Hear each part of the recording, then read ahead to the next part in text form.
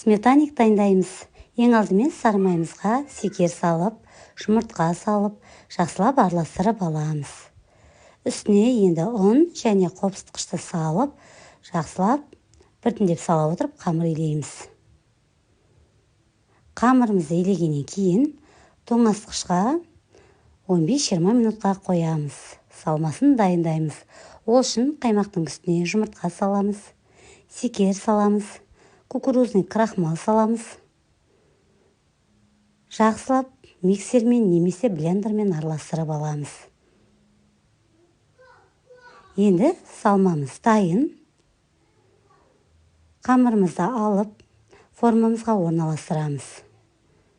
Жан-жағын осылай көтеріңкіреп жасаймыз. Қамырымызды орналастырып болғаннан кейін үстіне салмасын құйып, 180 градуста қызып тұрған пеште 30-35 минут шамасында пісіреміз. Сметаник піскеннен кейін әбден суытамыз. Тоңазытқышқа 2 сағаттай қоямыз суыту үшін. Осымен сметанигіміз дайын. Өте дәмді, міндетті түрде жасап көріңіздер. Ас болсын.